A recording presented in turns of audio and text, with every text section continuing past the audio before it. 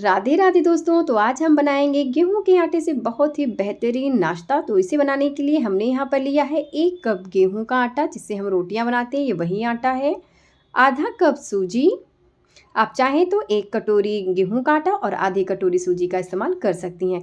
अब हम यहाँ पर डालेंगे 1 टेबलस्पून रिफाइंड ऑयल।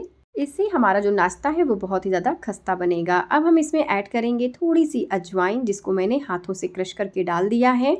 यह ज़रूर डालें, इससे इसका फ्लेवर बहुत ज़्यादा अच्छा लगता है। अब हमें इसमें ऐड करना है कसूरी मेथी। मैंने कसूरी मेथी को हल्के से तवे पे गरम कर लिया था, फिर उसको जब हम हाथों से क्रश करके डालेंगे तो ये देखिए एकदम से पाउडर बन गया है। हमें बिल्कुल इसी तरह का चाहिए था। साथ ही ऐड करेंगे नमक स्वाद अनुसार और इसमें थोड़ा थोड़ा पानी मिलाते हुए हम इसका नरम आटा गूंद लेंगे। तो आटा आप नरम ही गूंदिएगा, क्योंकि जो सूजी है वो आगे चल के फूल जाएगी, तो इससे हमारा आटा जो है वो सख्त हो जाएगा। तो जिस तरह से हम रोटी बनाने के लिए आटा गूंथते हैं, बिल्कुल उसी तरह से हमें यहाँ पर सॉफ्ट आटा गूंथ कर तैयार कर लेना है। तो ये देखिए, जिस तरह से रोटी बनाने के लिए हम आटा गूंथते हैं, बिल्कुल उसी तरह से ये सॉफ्ट है।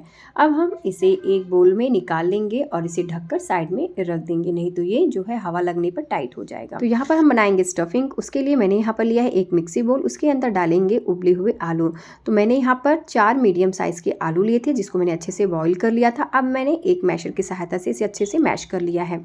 अब यहाँ पर ऐड करेंगे कुछ मसाले, जिसमें मैंने लिया है आधा चम्मच लाल मिर्च पाउडर, 1 चम्मच धनिया पाउडर, थोड़ा सा हींग, 1 चम्मच सौंफ पाउडर। इसे ज़रूर डालिए, इससे इसका फ्लेवर बहुत ज़्यादा अच्छा लगता है। थोड़ी सी काली मिर्च। इसे और चटपटा बनाने के लिए हम इसमें ऐड करेंगे 1 चम्मच चाट मसाला पाउडर, आधा चम्मच आमचूर पाउडर, नमक स्वाद अनुसार, और यहाँ पर खूब सारी फ्रेश हरी धनिया का हमने यहाँ पर इस्तेमाल किया है। अब हमें इन सभी चीज़ों को आपस में अच्छे से मिक्स करना है, ताकि आलू के अंदर जो हमने यहाँ पर सभी मसाले डाले हैं वो अच्छे से मिल जाएं। तो यहाँ पर हमारी जो स्टफिंग है वो बनकर तैयार हो गया है। अब हम लेंगे आटा जो हमने गूंद कर यहाँ पर रखा था। तो ये देखिए कितना टाइट हो गया है। अब हमने यहाँ पर लिया है एक चौकी, इस पर हम रोटियां बनाते हैं। मैंने इसके ऊपर थोड़ा सा तेल लगा दिया था, क्योंकि हम यहाँ पर परोठन का इस्तेमाल नहीं कर रहे हैं। अब हमें जो आटा गूंद कर रखा था उसे हम थोड़ा सा नीड कर लेंगे। तो यहाँ पर जो हमने आटा लिया था वो अच्छे से नीड हो गया है। अब हम इसके 4 हिस्से कर लेंगे। तो यहाँ पर मैंने एक हिस्सा ले लिया है और इसे इस तरह से, जिस तरह से हम पराठा बनाते हैं, बिल्कुल उसी तरह से हम इसे बेल लेंगे। तो ये देखिए, हमें इससे इतना ही पतला रखना है, इसे बहुत ज़्यादा मोटा भी मत रखिएगा और ना ही बहुत ज़्यादा पतला। अब ऊपर से हम डालेंगे सफ़ेद तिल, इसे ज़रूर डालें, इससे जो नाश्ता है वो खाने में बहुत ज़्यादा स्वादिष्ट लगता है। ऊपर से डालेंगे थोड़ी सी चिली फ्लेक्स या फिर लाल मिर्च पाउडर, और यहाँ पर मैं डालूँगी थोड़ी सी हरी धनिया। तो यहाँ पर धनिया डालने के बाद हम एक बेलन की सहायता से इसे अच्छे से दबा देंगे, ताकि यह आटे के अंदर अच्छे से चिपक जाए। तो ये देखिए, ये बहुत ही अच्छी तरह से चिपक गया है। अब हम इसे पलट लेंगे और एक बार फिर से हम इसी तरह से बेलन चला लेंगे। अब हमने यहाँ पर लिया है 1 ग्लास, आप चाहें तो 1 कटर या फिर कटोरी भी ले सकते हैं, और इस तरह से मैं इसके 4 हिस्से कर लूँगी। तो यहाँ पर मैंने इस तरह से बना लिया है। अब इसके जो एक्स्ट्रा है उसको मैं निकाल लूँगी। तो यहाँ पर जो ये एक्स्ट्रा है इसको हम उसी आटे में ऐड कर देंगे। अब हमने यहाँ पर जो स्टफिंग बना कर रखा था, तो जिस तरह से नींबू होता है उसे थोड़ा जो हमें लेना है स्टफिंग, और इस तरह से गोल गोल करके हम इसके बीचों बीच में रख देंगे। और इस तरह से, जिस तरह से आप पराठा बनाते हैं, बिल्कुल उसी तरह से हाथों को दबा दबा कर हम इसको इस तरह से बना लेंगे। तो ये देखिए, इस तरह से ये नींबू के आकार में बन जाएगा। तो देखिएगा, ध्यान रखिएगा कहीं ये बीच में से फटे ना। तो यहाँ पर आप चाहें तो स्टफिंग को थोड़ा सा कम भी कर सकती हैं।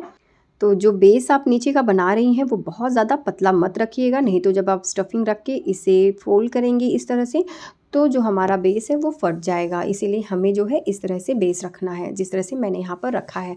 अब इस तरह से देखिए, हमने इसे दबा कर इसको पैक कर दिया है, और इसी तरह से हम जो है सारे नाश्ते बनाकर साइड में रख लेंगे। तो ये देखिए, हमने यहाँ पर सारे नाश्ते बनाकर रख लिए हैं। अब हमने लिया है यहाँ पर एक अप्पे पैन, इसे हमने अच्छे से गरम कर लिया है, और उसके बाद हम यहाँ पर थोड़ा थोड़ा तेल जो है सभी इसमें डाल देंगे।